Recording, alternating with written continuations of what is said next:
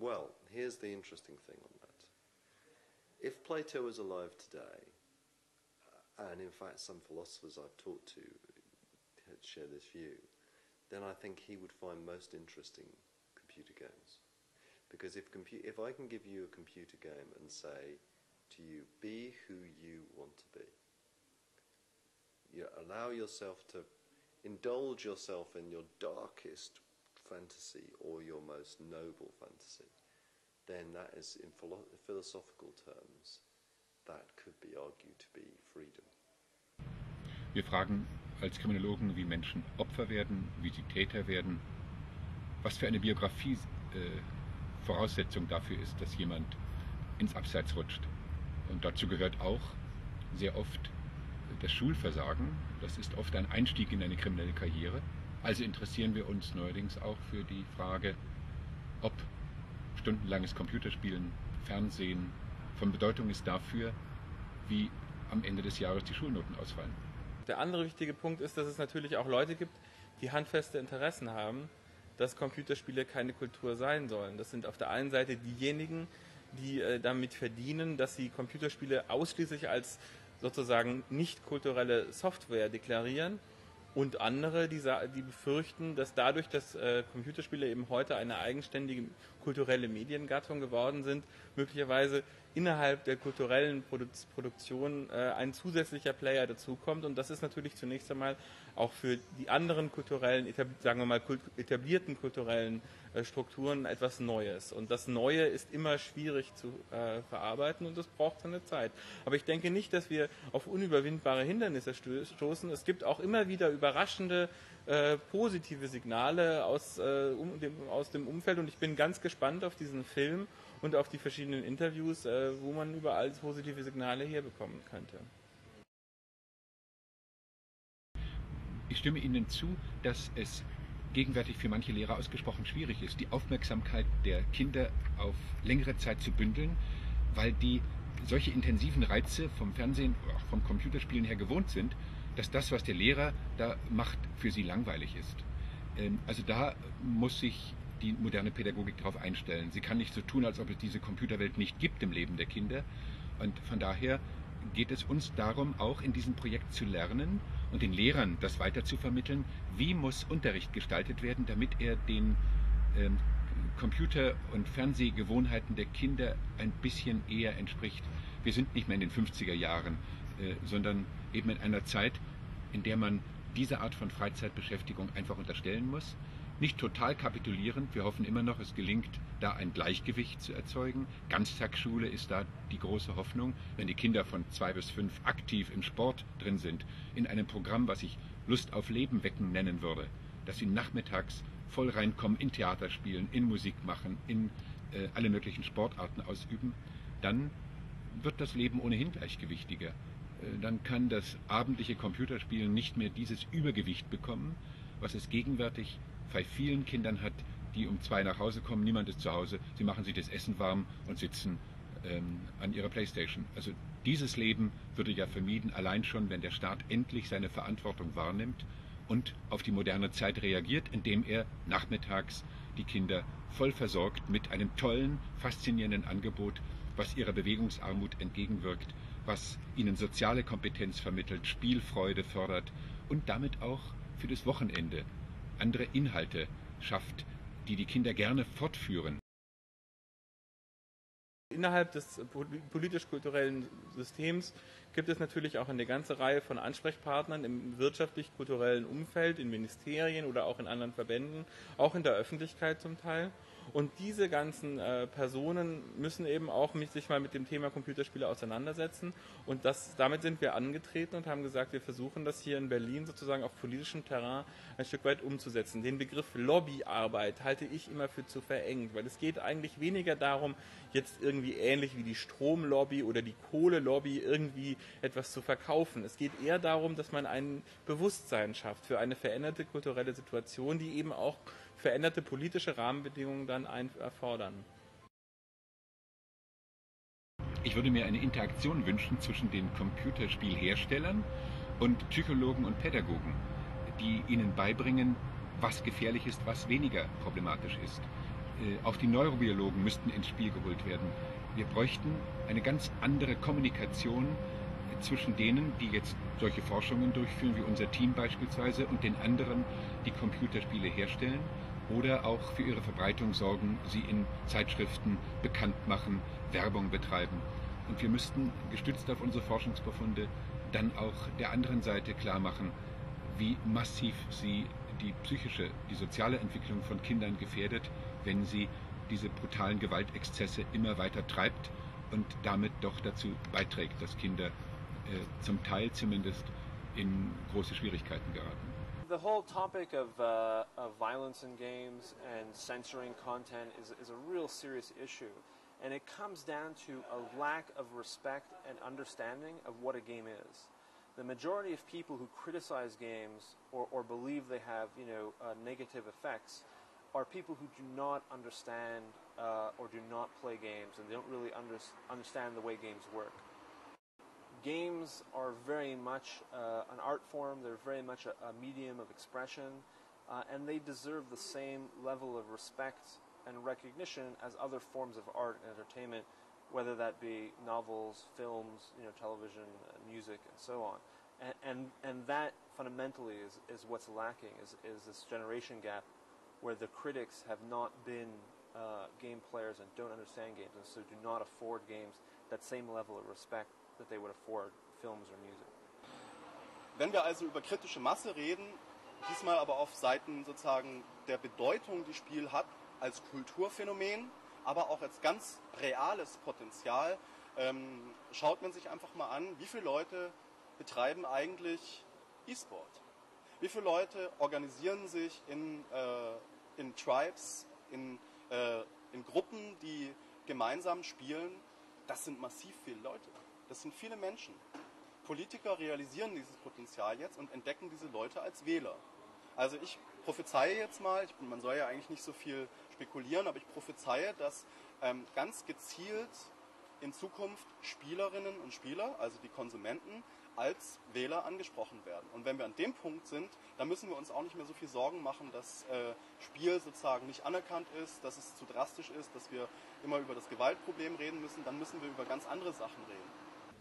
Der Fakt, dass ich mich auf jeden Fall fesseln lassen kann von Spielen, dass ich Stunden davor verbringen kann und die Zeit komplett vergesse, dass ich Nächte mit Freunden durchgezockt habe schon und das normale Leben natürlich auch ein bisschen vergessen habe darüber und verdrängt habe und mich komplett darauf eingelassen habe. Und das ist auf jeden Fall schon, was ein Junkie ja auch auszeichnet, also dass man in seiner Welt dann lebt und irgendwie abdriftet etwas. Die Gewaltverherrlichung ist ja ein Thema, das sehr kritisch gesehen wird von uns. Allerdings können wir nichts dafür, dass wir so angesehen werden, weil Deutschland ist das einzige Land, das uns konfrontiert damit. Aber prinzipiell sehen wir so, dass Erziehung elterliche Maßnahme ist und nicht unsere Maßnahme sein sollte. Und dementsprechend bauen wir natürlich Tools ein, also Waffen oder Equipment ein in ein Spiel, wo jemand unbedingt jetzt auch das Spiel lösen kann, ohne jemanden zu schießen. Er kann temporär Leute ausschalten, indem er eine einschläfert für 10 Minuten mal. Auch die Aliens quasi kann er auch bewältigen. Das heißt, er muss nicht das Konflikt lösen mit Gewalt, er kann Konflikt auch auf andere taktische Ebene lösen. Er kann auch sogar den Gewalt ausweichen. Das ist ja die komplette Idee gewesen bei Taktik, dass man Leute quasi mit einem kleinen Stein zum Beispiel, den man wirft in die Landschaft, dass man die Leute ablenkt von der Situation, dass man vorbeiläuft. Kann man auch. Und dementsprechend denken wir, dass wir eine relativ gewaltfrei, also gewaltvoll sein können, je nach dem Spieler, wie er möchte. Right. That's a very interesting kind of humanist point in that we all enjoy games. We all find a common basis of understanding in games and in online environments. It doesn't matter what your skin color is, what your gender is, your age, your sexual orientation. This is an activity where everyone is more or less kind of equalized. Well, clearly, all movies are trying to be like games, and all games are trying to be like movies right now. So there's definitely a big crossover there, and a lot of lot more actual movie directors are getting actively involved in the production of the games that they license. So that's pretty interesting, and also a lot more cinematic techniques are getting used. So I think that's probably the main area of crossover. But there's also potential for synergy with politics, or synergy with, like we were saying, with the war games and like America's Army. That game, for instance, is sort of like an army recruitment game, and it seems to work pretty well for them. So it seems like you can embed something of a message into a game, should you so choose. So I think there's potential for synergy everywhere, because people are kind of getting bored with the mainstream, run-of-the-mill, everything's a sequel kind of game.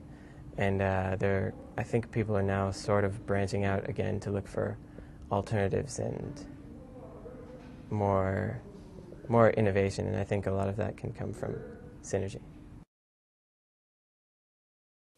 We're not kids anymore. We are proper, professional, on the stock market, proper businesses, and that makes a big difference. But for me, I think the future of the games industry and the future of development talent and creative talent is amazing.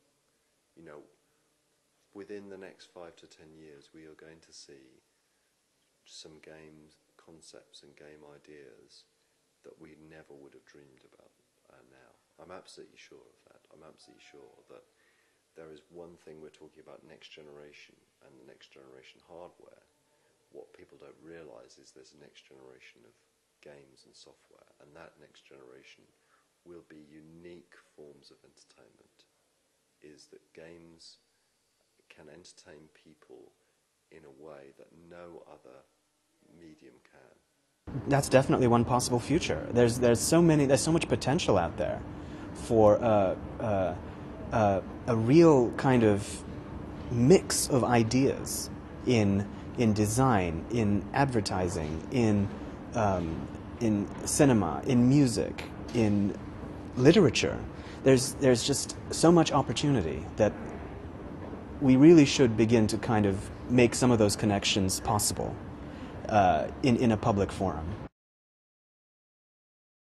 That's fine. My name is Seamus Blackley, and I am an agent for Creative Artists Agency, which is Hollywood's premier literary and talent agency, meaning that we work for movie directors and movie stars and musicians and help them to build creative business around their ideas and help to give them protection so that they can build these things into beautiful movies and music and television shows.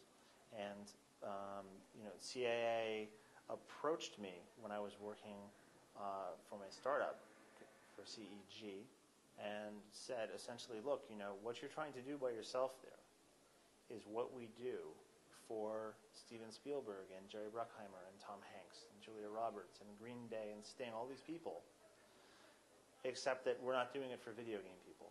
So if you want to do this thing you're trying to do for video game people at CAA, we'll support you. In a game, your first obligation as a game designer is to entertain the player at every moment. At every second that he's sitting there doing something, he could actually choose to get up and do something else. He could go watch TV, he could go read a book, he could do something. So your job is to entertain him at every moment that he's playing the game. So that's the number one thing. And then the number two thing is probably these days to give him something good to look at in terms of graphics and that sort of thing. And then probably the third most important thing is a good soundscape so that he's hearing a good multimedia experience. And then somewhere down that list comes story. But it's not at the top of the list. There have been some unfortunate things that have happened with respect to, different sort of American cultural things getting exported and promoted in a way that, a couple of business guys take advantage of something and it looks really bad. The way around that sort of problem, and it eventually happens to every country and culture, that, maybe Japanese guys are next and, something will be exploited there. But the way around these problems is really to make the creative people, to put them in the driver's seat, to make the creative people in charge, because creative people don't have a political agenda or anything. They want to make beautiful games. They want to do beautiful things, and they want to entertain people in a beautiful way.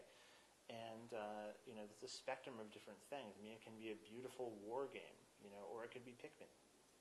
And the more opportunity that you give the creative people to do that, the more money everyone is going to make, because that's how the business is run, frankly. And I think that realistically what we're talking about as the next big change is the business of video games molding itself more to the reality of that creative process and the risk and the number of people involved than any fundamental change in the creative process, because game designs that you see coming out are beautiful, and there are so many great ideas. The problem is, can we find a way to build a business around those great ideas that make it responsible for the investors to put money in?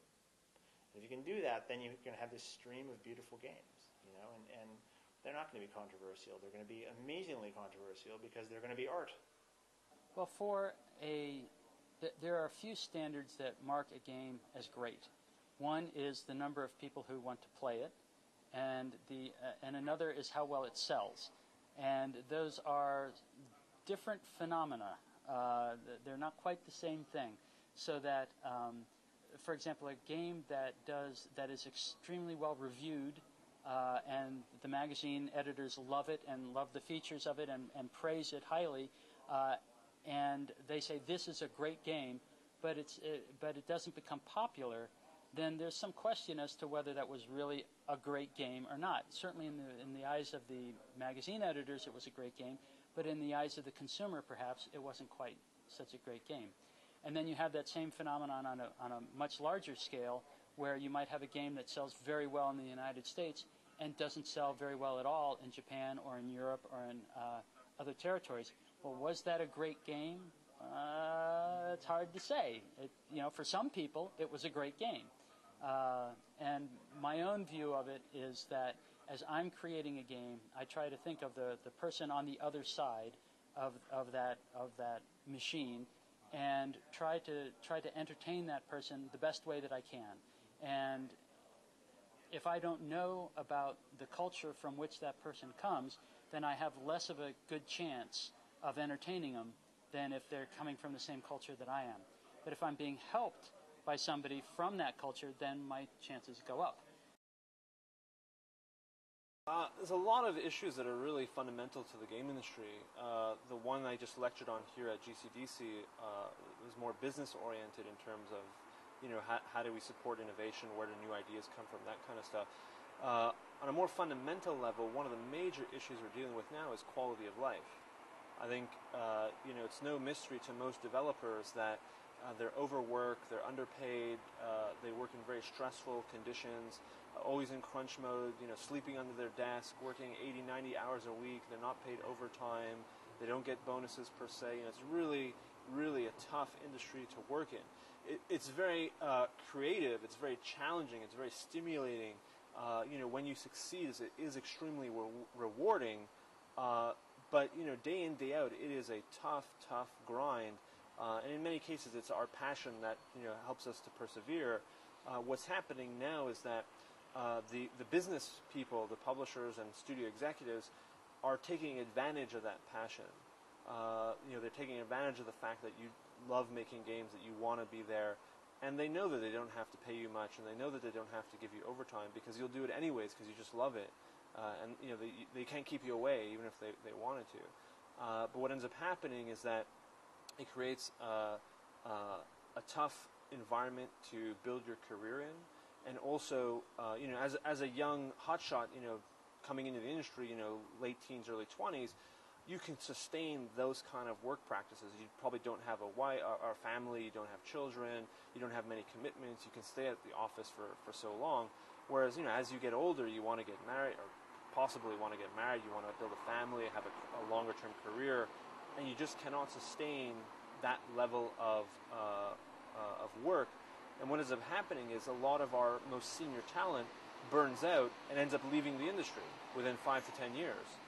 And so all the same mistakes that they made when they started are made again by the new people coming in, and they're not mentored, they're not taught by the veterans that, again, burn out and end up leaving. And so you kind of get this negative cycle, of the game industry losing its most experienced developers, which is a bad thing amongst many other issues related to quality of life.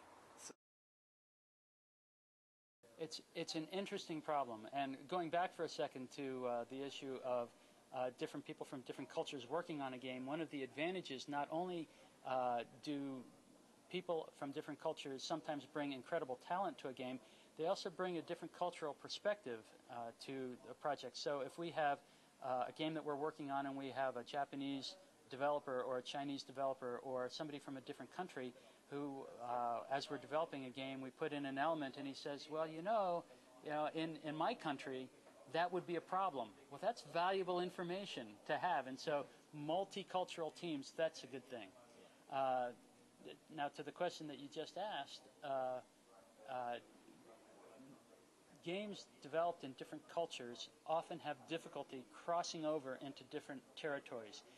So, for example, the games that are built in Germany traditionally have a difficult time finding acceptance in the United States. And I know German developers are pretty concerned about that, but American developers have exactly the same problem because games that are developed in the United States traditionally do not cross over into Japan. And so, interestingly, the only culture that seems to have mastered this across all the world is Japan.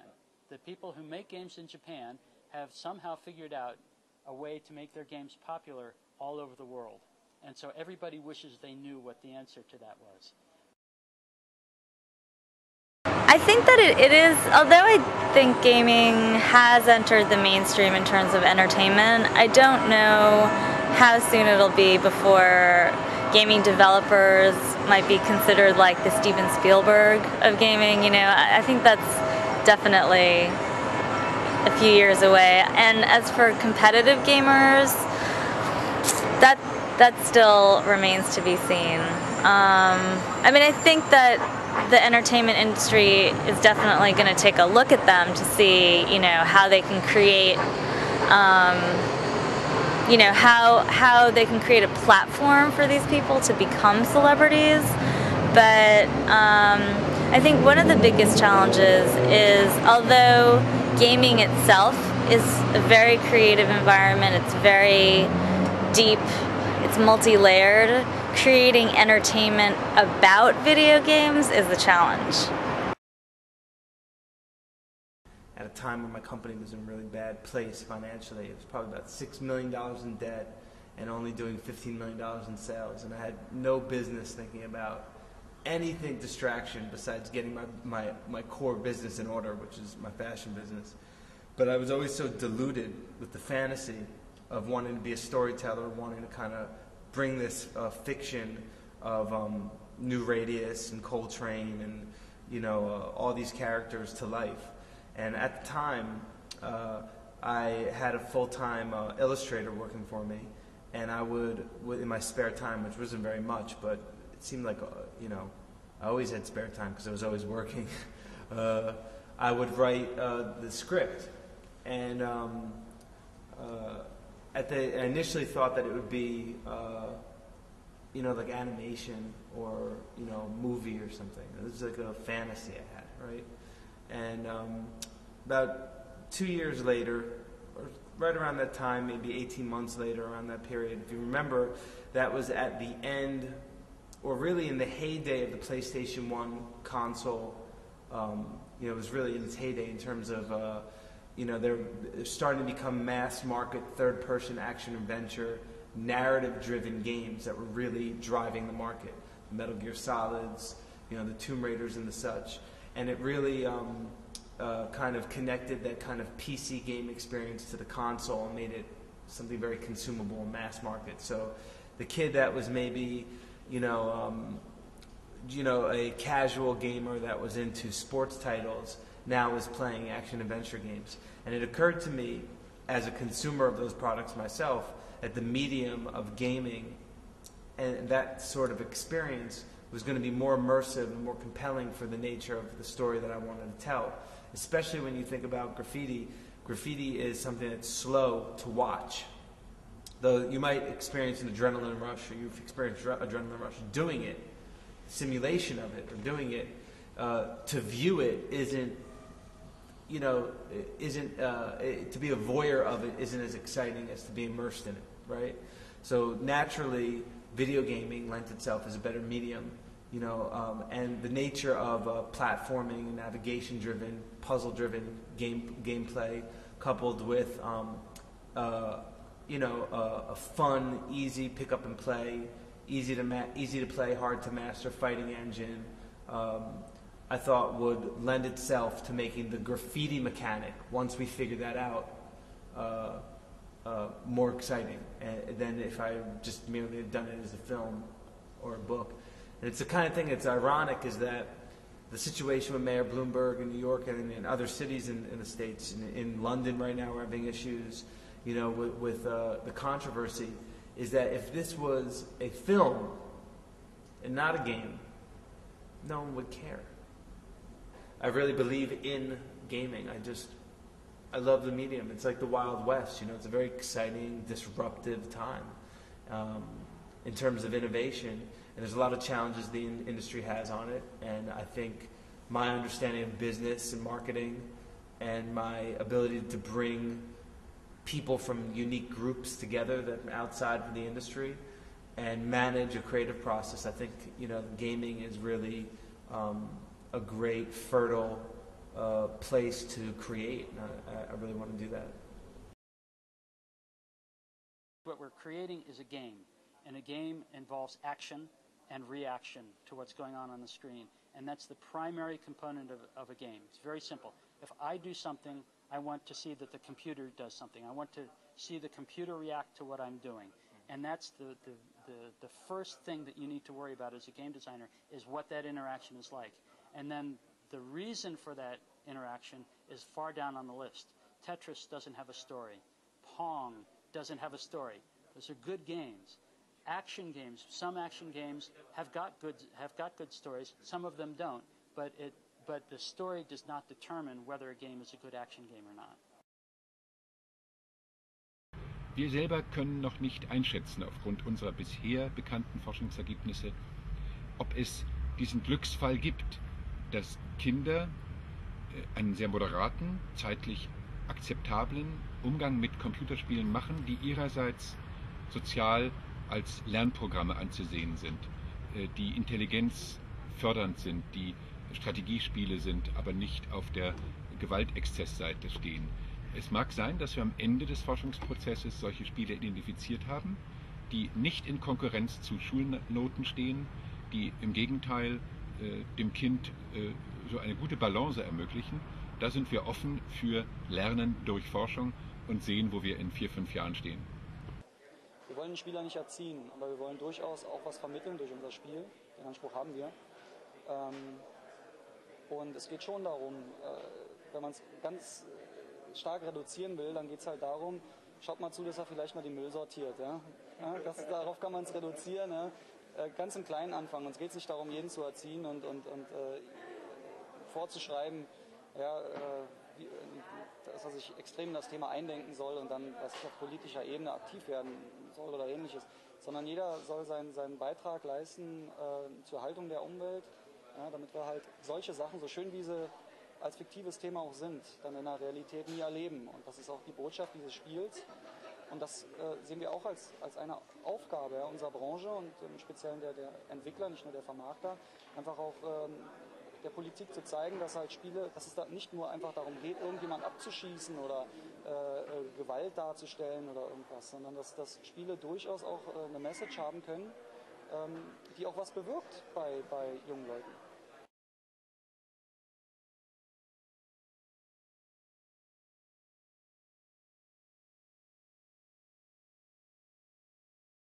We think it's really important for the industry to listen to what the academics have to say, both in terms of technical research on things like physics, AI, graphics rendering, and so on, but more so on the aesthetic and cultural side of what games are and how they work, and player behavior and so on. There's a lot to learn from the academics who have the time to do this kind of long-range research and work, which most people in the game industry are so busy they just don't have time to sort of investigate and explore and discover those aspects of games and game development.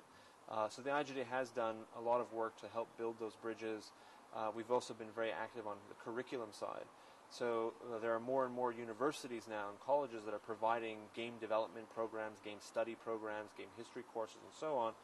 And the IGDA provided guidelines and frameworks for developing those curriculums. And mostly all courses and programs now that are involved in game development have used our framework to some extent.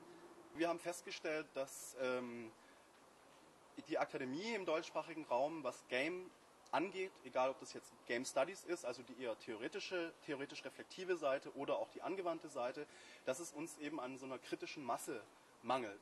Kritische Masse bedeutet einfach, es gibt keine Studiengänge für Game in Deutschland und in Österreich. In der Schweiz gibt es einen Studiengang mittlerweile an der Hochschule für Gestaltung und Kunst in Zürich. Es gibt keine dezidierten Forschungseinrichtungen, die sagen, wir sind ein Game Think Tank. Was wir hier machen ist, wir denken die Zukunft, wir überlegen uns, was bedeutet es, wenn Hunderttausende von Menschen einen großen Teil ihrer Freizeit in Online-Welten verbringen und dort gemeinsam spielen. Welche Auswirkungen hat es auf unsere Volkswirtschaft? Wenn ich jetzt Talente sehe in Deutschland, die vielleicht noch keinem Studio angeschlossen sind oder gerne in diese Branche einsteigen wollen, da würde ich schon appellieren, dass diese Leute sich an die etablierten Studios, an die etablierten Hardwarehersteller wenden und vielleicht auch mal ein Jahr nach England gehen, um dort zu arbeiten, Erfahrungen zu sammeln, Austausch mit internationalen Kollegen haben und dann vielleicht auch mit der Erfahrung eine Gründung in Deutschland anstreben. Das wäre eigentlich so der richtige Weg. Wenn Sie in England in einen Pub gehen, wird da gespielt, da wird Dart gespielt, da werden Karten gespielt, Billard, was Sie wollen, aber es wird gespielt. Wenn Sie in eine deutsche Kneipe gehen, dann haben Sie höchstens einen Geldspielautomaten an der Wand und vielleicht spielen auch mal ein paar ältere Leute Skat. Aber Spielen ist hier in Deutschland nicht so sehr in den kulturellen Background eingebunden. Es gibt einen schönen Spruch von meinen englischen Kollegen, der bedeutet Britons play for fun, Germans play for a reason. Das bedeutet, wenn man in Deutschland spielt, muss man auch immer einen Grund dafür haben. Das heißt, man muss dabei etwas lernen oder zumindest irgendetwas Substanzielles mitnehmen. Aber man kann nicht einfach aus Spaß spielen. Das scheint so der kulturelle Background zu sein. Und dementsprechend sieht es auch bei den Softwareentwicklungen aus. Mittlerweile ist es so, dass der Computerspielmarkt im Prinzip im großen Umfang von wenigen internationalen Playern beherrscht wird, die eben nicht in Deutschland produzieren, sondern hier im Wesentlichen verkaufen, die Deutschland als einen ihrer wichtigsten Märkte ansehen und Deutschland im Grunde nur als Markt wahrnehmen und nicht als Entwicklerstandort. Deswegen sagen wir auch immer, dass Deutschland im Augenblick eher Entwicklungsland als Entwicklerland ist. Also und diese Situation trifft nun auf eine Entwicklung, die ja nicht nur in Deutschland stattfindet, dass die Entwickler von Computerspielen sich anfangen zu organisieren und sich politisch zu äußern. Das ist gar nicht mal in Deutschland zuerst der Fall gewesen. Es gibt schon länger einen Verband der unabhängigen Entwickler Tiger in England und auch schon länger als unseren Verband Game, den Verband APOM in Frankreich. Es gibt ähnliche Verbände auch übrigens in Ostasien und es gibt auch solche ähnlichen Strukturen, weniger politisch zugegebenermaßen in den USA und in Kanada, aber diese Strukturen sind auch deswegen weniger politisch, weil einfach auch die ganze Kultur, das kulturell-wirtschaftliche System nicht so stark politisch ist, wie das bei uns ist. Also wir befinden uns sozusagen in einem Umbruch. Dieser Umbruch, man könnte, wenn man sozusagen dann den Mund ganz voll nehmen wollte, könnte man von einem Paradigmenwechsel sprechen. Dieser Umbruch findet also überall statt. Und in Deutschland hat dieser Umbruch nun diesen anderen Verband, den Verband der Unterhaltungssoftware Deutschlands insgesamt natürlich hart getroffen, weil plötzlich hier ein Graben aufgebrochen ist. Auf der einen Seite zwischen den Entwicklern und den kleinen Publishern, die sozusagen in Deutschland schon immer da gewesen sind und innerhalb Deutschlands auch ihre kleinen Spiele untergebracht haben und den großen Konzernen, die ja eben in ganz anderen Beträgen diskutieren und rechnen und die eben auch im Grunde an Deutschland außer als Markt relativ wenig Interesse haben. いや、全く想像もしてなかった質問ですね。まあなんか海外でゲームを作ってみたいというよりは生活してみたいっていうことは思うんで、もしチャンスがあればちょっといいかもしれないですね。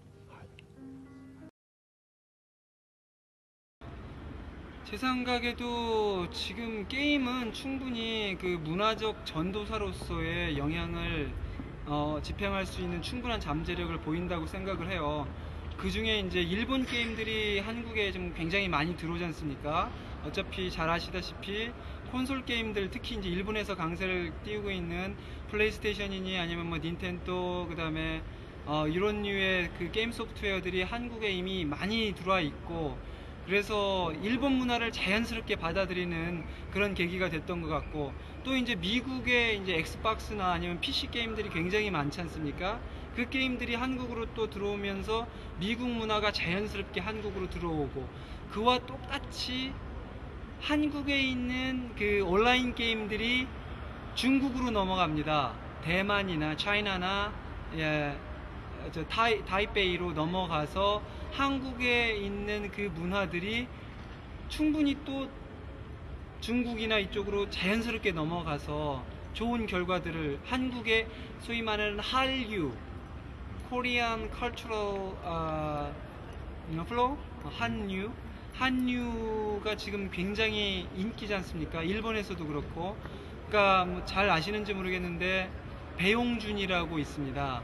한국의 톱 탤런트인데 일본의 아줌마들이, 그러니까 하우스와이프들이 굉장히 한국의 탤런트들의 열광을 하는 것처럼 한국의 인기 게임들이 일본에서도 아주 엄청난 인기를 끌고 있고, 한국의 문화나 한국의 복장이나 한국의 먹거리까지도, 김치 같은 것들도 굉장히 많이 찾는 그런 문화 전도사로서의 게임의 위상은 자꾸 높아진다고 볼 수 있겠습니다. Die Tatsache, dass auch Entwickler, und zwar einige, aus anderen Ländern, auch aus Übersee, auf diese Art von Event kommen, zeigt, dass es Interesse gibt an Entwicklung aus dem deutschsprachigen Raum, dass aber auch gleichzeitig es einen Wunsch gibt, ein Bedürfnis und dadurch auch eine Öffnung, mit anderen darüber zu reden, was kann man besser machen, wie kann man Produkte, die hier entstanden sind, auch in anderen Ländern vertreiben. Das hat nämlich Relevanz. Denn Spiele, ich habe es vorhin gesagt, vermitteln ja immer eine Wertewelt.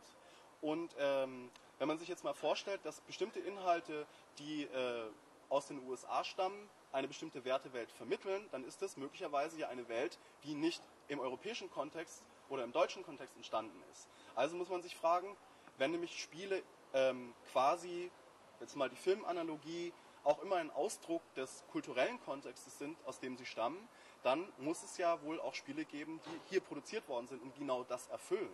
Also das ist auch eine Aufgabe, die wir leisten müssen, denn sonst haben wir in 20 Jahren keine einzigen Produkte, die irgendwie hier produziert worden sind. Das hat volkswirtschaftliche Konsequenzen, das hat aber auch kulturelle Konsequenzen, nämlich die Art und Weise, wie Denke sozusagen schabloniert wird durch Spiel. Ja? Und da ist einiges zu leisten, deswegen ist ein Öffnen gut, weil es eine Osmose bewirkt.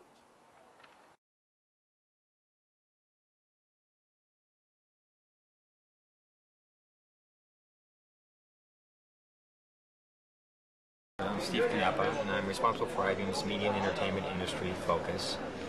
IBM created industry organizations back in 1995 for all industries, focusing on taking technology and hardware, software, services, and putting those in the context of solutions to help the industries as they were transforming. And of course, media and entertainment is going through a fundamental transformation to digital technology, so it's been a pretty exciting time. Could you briefly introduce yourself? Yes, my name is Marc Mians. I am the author of the visual concept, black and white concept of Renaissance, and I am also the founder of the company called Attitude Studio, which has made the picture of the movies. There was two big challenges to do the movie. The first one was really character animation, because we wanted to get something which was very realistic in terms of character animation, and we wanted also to work with actors and get something from traditional feature film back into animation. So we decided to use motion capture for sure. but we also develop a proprietary technology to get a better quality that was done before. So for example, usually when you do motion capture, you only capture body animation, and we have focused on finding solutions to capture eye animation, facial expression, and so on. First of all, I love the idea that people are using CG for things other than photorealism. I have always been in love with toon shading, with rendering that makes it look like it's hand-drawn or sketched, Crayola marker, smeared.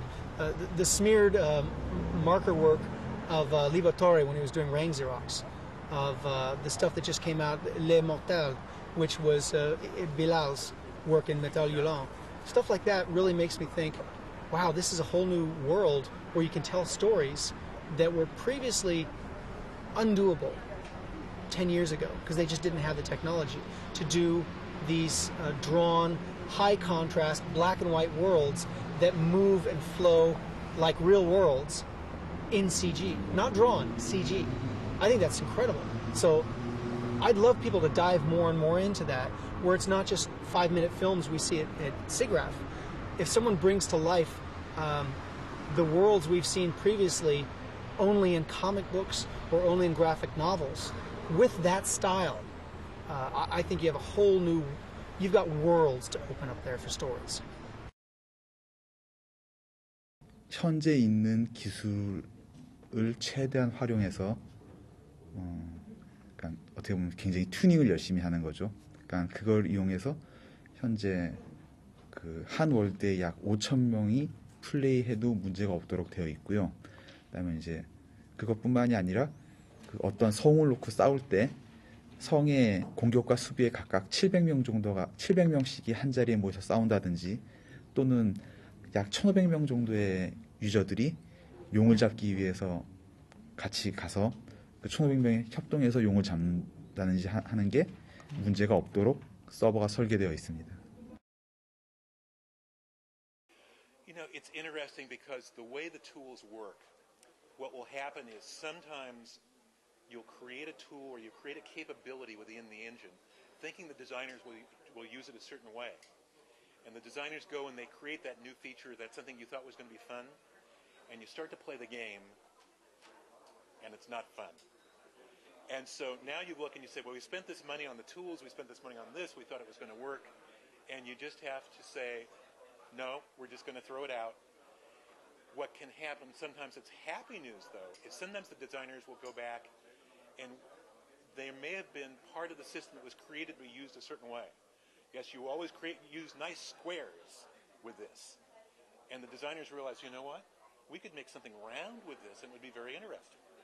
And you know, I think a lot of places in the design of how missions happen in the game, the way the system works is we know where the player characters are going and what they're doing.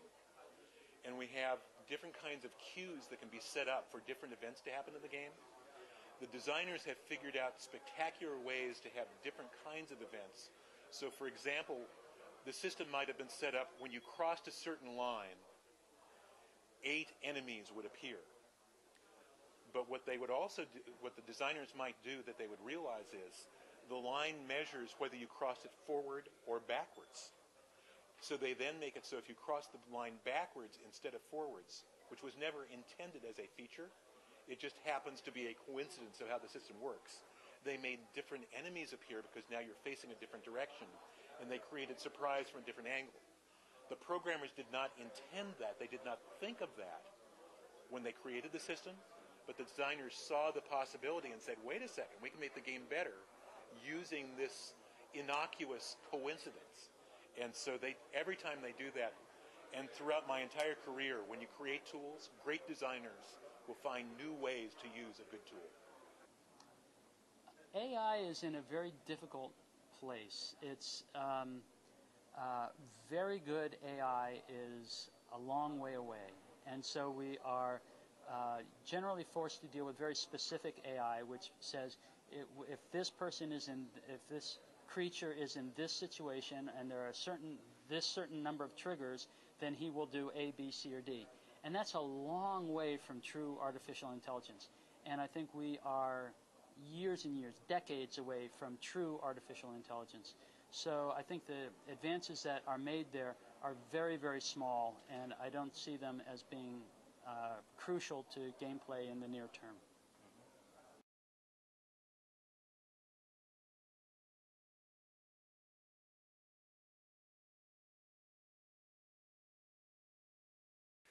My name is Peter Molyneux, and I am Creative Director and CEO of Lionhead Studios. So I get to run a company, and I get to design games. I'm Jamil Maladina. I'm the Director of the Game Developers Conference. Ja, ich heiße Malte Beermann, ich bin Rechtsanwalt in Berlin und ich bin auch Geschäftsführer des Bundesverbands der Entwickler von Computerspielen in Deutschland. My name is Brandon Sheffield. I am the Assistant Editor for Game Developer Magazine. My name is Scott Easley. I'm the Principal Animator at Heavy Iron Studios. Mein Name ist Carsten Strese, Geschäftsführer von Silverstyle Entertainment in Berlin. Wir sind deutsche Entwickler und Publisher. My name is Seamus Blackley, and I am an agent for Creative Artists Agency. Hi, I'm Frank Vitz. I'm Senior Art Director with the Worldwide Visualization Group at Electronic Arts in Vancouver, British Columbia. Ich bin Guido Alt, Senior PR Manager bei Sony Computer Entertainment Deutschland. I'm Don Daglow, and I'm President and CEO of Stormfront Studios. I'm Sandra Myers, and I'm part of our IBM digital media team. I work with online game companies around the world, and I've been pretty active in this space for almost 2 years now. My name's Sujin Yang. I work for a major media company in New York City. My name is Rob Davis. My company is called Solaris Media, and we're designers and developers of web and downloadable games. We started doing that in the mid-90s. We work a lot with the technologies like Flash and other online technologies. And the latest project we've just completed is an online military strategy game for BBC. I'm Jamie Gover. I work with Rob Davis at Solaris Media. I'm sort of the project manager and a business partner on the team. So I'm thoroughly untechnical, and I represent that new kind of mass market. I'm not a kind of hardcore gamer myself. So I'm more sort of from a management background. I was a co-founder of Ensemble Studios and a co-designer of Age of Empires. So I worked on Age 1, Age 2, and the X-Max. Je suis game designer de jeux vidéo et de produits interactifs. J'ai notamment travaillé sur des jeux comme Versailles, Complot à la cour du roi Soleil, sur des produits multimédia, pour Gallimard notamment, comme Le Petit Prince. J'ai eu la chance de participer au Petit Prince. So my name is Habib Zargapur. I'm a senior art director for Electronic Arts in Vancouver, Canada. My name is Guillaume de Fondomière, and I'm the Chief Operating Officer of Quantic. Okay, I'm Nicholas Wangano, President of New Media for Massive Incorporated. Okay, my name is Arnaud Frey, and I'm a French journalist here based in Japan for French media, including the official PlayStation magazine, official Xbox, official Nintendo magazine, all the main printed magazine in France. Mein Name ist Hardy Dreyer, ich bin wissenschaftlicher Referent für Medienökonomie und Multimediaentwicklung hier in Hamburg am Hans-Bredow-Institut für Medienforschung. Das Hans-Bredow-Institut ist ein unabhängiges Forschungsinstitut, das sich seit mehr als 50 Jahren mit der Entwicklung der Massenmedien in der Bundesrepublik Deutschland beschäftigt, früher einen starken Fokus im Rundfunkbereich hatte, sich aber mittlerweile mit allen öffentlich zugänglichen Medien beschäftigt. Und in meinem Forschungsgebiet betrifft das natürlich auch den Bereich der Computer- und Videospiele. Also mein Name ist Tetsuhiko Hara, also kurz Ted, und ich bin der leitende Übersetzer bei Square Enix. I'm Matt Fyroor. I work with Mythic Entertainment. My name is Greg Coomer, and I'm a designer, product designer for Valve. And I've been working on Half-Life 2 for about 6 years now, and also on Steam and some other projects. So my design role straddles many parts of the project.